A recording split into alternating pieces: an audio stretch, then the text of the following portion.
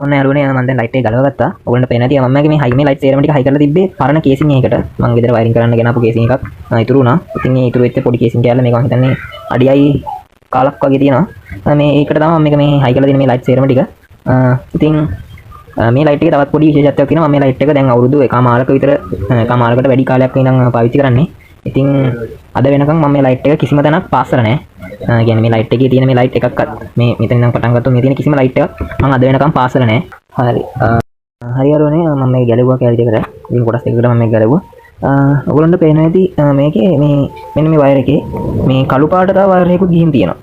කියන්නේ මේ සාමාන්‍ය මේ ෆ්ලෙක්සිබල් 104 ෆ්ලෙක්සිබල් වයර් එක මේ තියෙන්නේ. මේකයි මෙන්න මේ තව කළු පාට වයර් එකකුයි මෙන්න මේ ඇතුළේ ගිහින් තියෙන තවත් දෙයක් මේකේ කිසිම සර්කිට් එකක් නැහැ.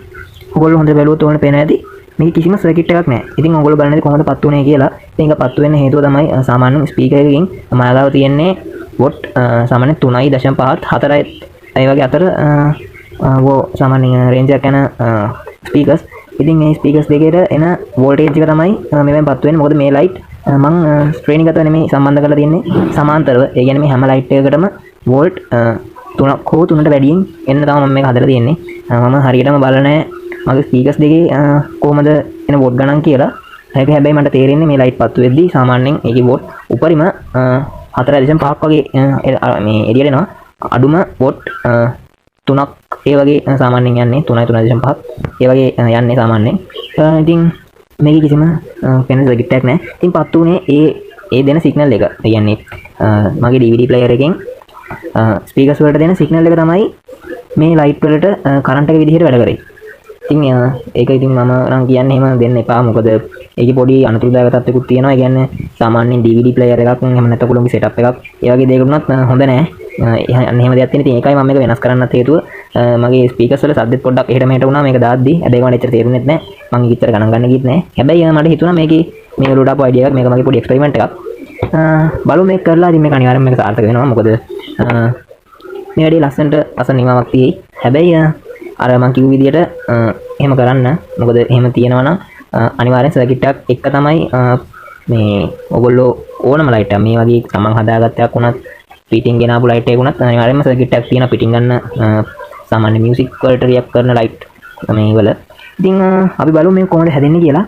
ඉතින් මම ඔන්න දැන් ඔයගොල්ලන්ට පැහැදිලි කරා කොහොමද මේකට කලින් වැඩ කරේ කියලා. එහෙනම් අපි යන් ඊගා කොටසට. ඔන්න හරි යාළුවනේ දැන් මම සරලව හදාගත්තා කොහොමද අපි දැන් මේකට 12 වෝල්ට් දෙන්නේ කියලා මම ඔයගොල්ලන්ට පැහැදිලි කරන්නම්. ඉතින් මේ තියෙන්නේ මගේ 12 වෝල්ට් සප්ලයි එක. ඔයාලට පේනද මෙතන තියෙන්නේ. ඔය තියෙන මගේ 12 වෝල්ට් සප්ලයි එක. ඉතින් මේ තියෙන එකේ වයර් දෙක මම ඒක ඔයගොල්ලන්ට පෙන්නන්න කොහොමද අරන් තියෙන්නේ කියලා. මෙතන ඔයගොල්ලන්ට පේන ඇති මේ මෙන්න මෙහෙම මේ 12 වෝල්ට් පෝට් එකට මම මෙහෙම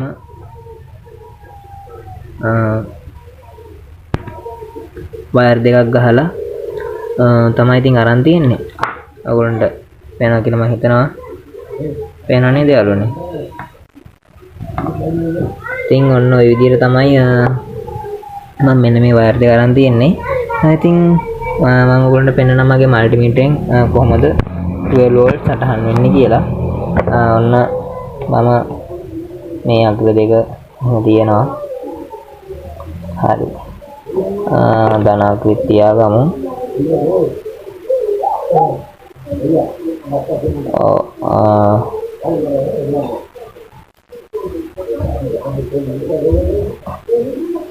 Okay.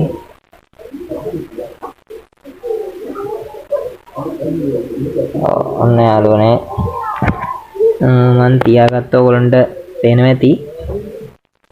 මම මේකේ ලයිට් එක ඔන් කරන්නම්. හරි. ඔයගොල්ලන්ට දැන් පේනවා ඇති. මම එහෙම තියාගත්තා. දැන් මෙතන මේ වෝල්ටේජ් බලන්න වෝල්ට් 11.6ක්. ඔව් 11.6ක් පෙන්නනවා. ඉතින් මම මෙහෙම තියලා තියෙන්නේ. ඉතින් ඔන්න බලන්න යාළුවනේ දැන් මම මේ වෝට් 11.6 මම මේ වෝට් 3 ලයිට් කෑලි වලට තියෙන මේ පොඩි ලයිට් එකයි මම ලයිට් කෑලි කියලා කිව්වේ. මෙන්න මේ චූටි ලයිට් වලට මම දැන් තියනවා. දැන් ෆ්ලෑෂ් එක ඕෆ් කරනවා. හරි. ඔන්න දැන් ඔයගොල්ලන්ට මම කිව්වා මෙන්න මේ තියෙන්නේ ධනාග්‍රයක්. මේකේ දානට මෙහෙ තිබ්බා. ඔන්න රිනට එහෙම තිබ්බා. ඔන්න දැන් ඔයගොල්ලන්ට පේනවා ඇති මේක වැඩ. පේනවද? ඉතින් මගේ අයිඩියා එක තිබ්බේ ලයිට් 4 දාන්න. හැබැයි ලයිට් 3 වැඩි සෙට් වගේ කියලා මට හිතෙනවා. ඒකට 3 6 9 වෝල්ට් 9ක් අද්දනවා. ඒ කියන්නේ සාමාන්‍යයෙන් ඉතින් හොඳයි. අවුලක් නැහැ. ඒකට තව වෝල්ට් 3ක් විතර වගේ ඉතුරු වෙනවා. ප්‍රශ්නයක් නැති වෙයි. අපි බලමු. මේක මෙහෙම හදලා අවුලක් නැහැ. ඉතින් මේක කරන්න පොඩ්ඩ නැත්තම් කැමරාවට පොඩ්ඩක් අවුල් වෙනවා. ඉතින් එහෙම වැඩ කරන ඉතින් පේන හැටි ඔන්න ඔෆ් කරන්න මම ආයෙත් තිබ්බා. ඔන්න ඔෆ්. හරි. ඉතින් දැන් පේන හැටි ඔය විදිහට ඉතුරු සෙට් ටිකත් හදාගෙන එහෙනම් හම්බෙමු.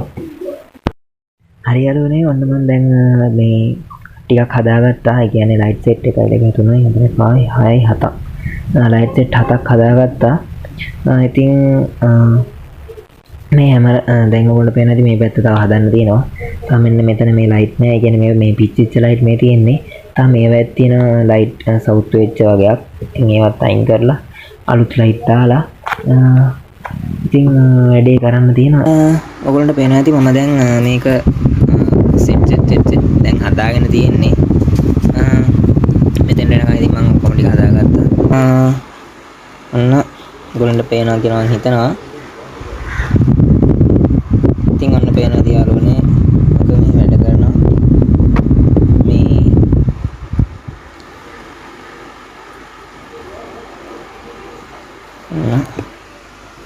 ඉතින් ඔන්න පේන හැටි වැඩ කරන මේ සෙට් එකම එකපාරපත් වෙන්නේ නැහැ. මම මේක කොටස් කඩලා තියෙන්නේ. මොකද මට වයර් මදි වෙනවා නැත්තම් මේක මෙහෙම අරගෙන මේ පැත්තේ තියෙන ඔක්කොම දන ටික මම මේ ඔක්කොම එකපෙම පැත්තකට අරගෙන තියෙන්නේ. මේ පැත්තේ තියෙන්නේ මේ සේරම දන. මේ තියෙන සේරම දන ලයින්ස් ටික. එතකොට මේ පැත්තේ තියෙන සේරම මේ රින ලයින් ටික. මේක මේ රින ටික මේ ඔක්කොම ටික. ඒගොල්ලෝ මේ පැත්තේ තියෙන්නේ මේ තියෙන සේරම මේ දන ටික. මම එහෙම බෙදාගෙන තියෙන්නේ. එතකොට එහෙම විශේෂයක් නැහැ. ඔයගොල්ලෝ කැමති විදියට ඔයගොල්ලෝ කරන්න මේක කොහොම හරි 12 වෝල්ට් දෙද්දි අනිවාර්යෙන් මේ පැත්තට ලයිට් 3ක් හෝ 4ක් දාන්න.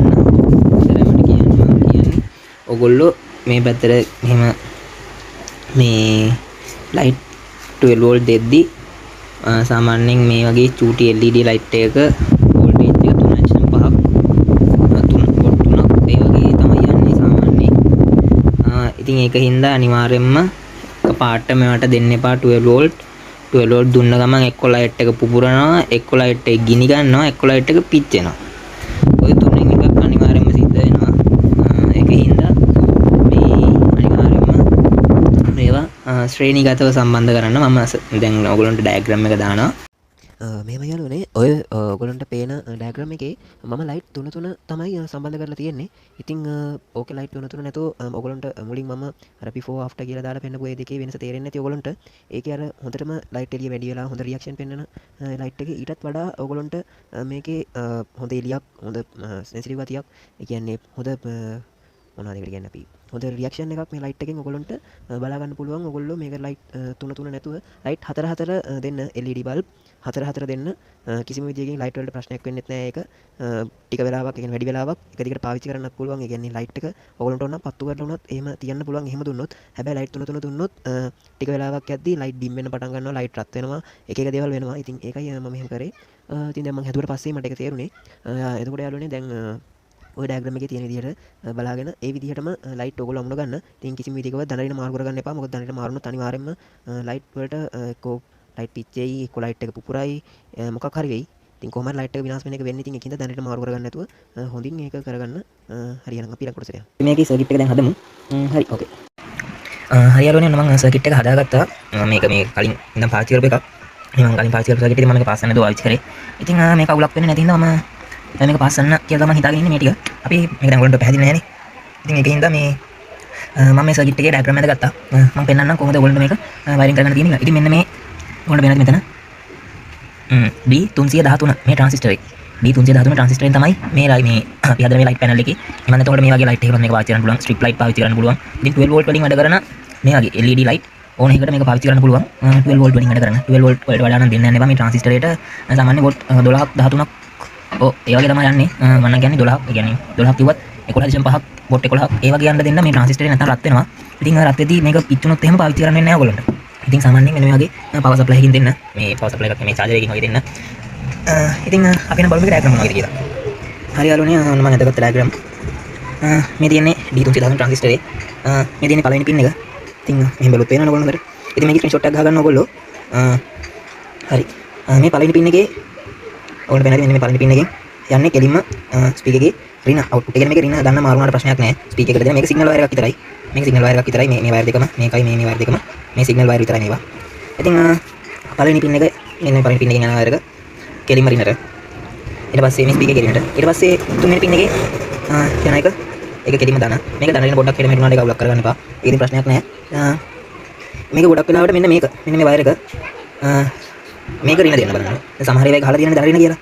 එතකොට මෙන්න මේක මම මේක මකලා හදන්න. හරි. මෙන්න මේක රින දෙන්න. මෙන්න මෙහෙම. හරි දාරුනේ. ඉතින් මොකද මේකේ පේන ඇති 12 වෝල්ට් සප්ලයි එකේ රින ඇවිල්ලා තියෙන්නේ මෙතනට. එතකොට අපි මෙතනට දෙන්නේ රින. ඉතින් එතකොට ඒක අවුලක් නැහැ සාමාන්‍යයෙන්. ඒක ප්‍රශ්නයක් නැහැ. ඊට පස්සේ ඔයගොල්ලන්ට පේන ඇති මෙන්න මේ ලයිට් එක. මෙන්න මේ ලයිට් එක තමයි මම මෙතන මේ පේනවා තියෙන වෝල්ට් 12ක් දාලා. එතකොට මෙන්න මේ ලයිට් එකේ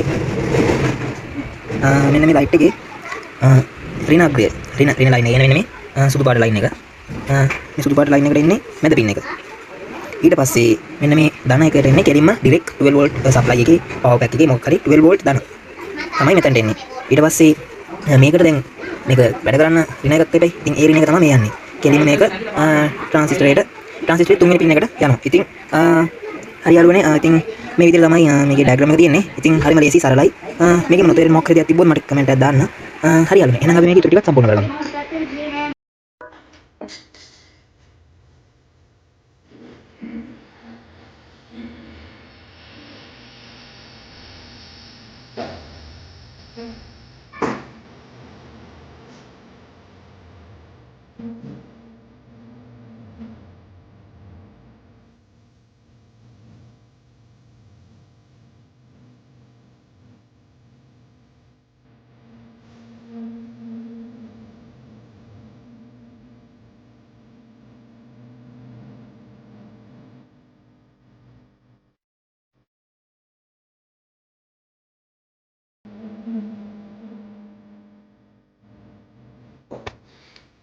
හරි යාළුවනේ ඉතින් ඔයගොල්ලෝ දැන් දැක්කා කොහොමද මේ ලයිට් එක සවුන්ඩ් වලට රියැක්ට් කරන්න කියලා.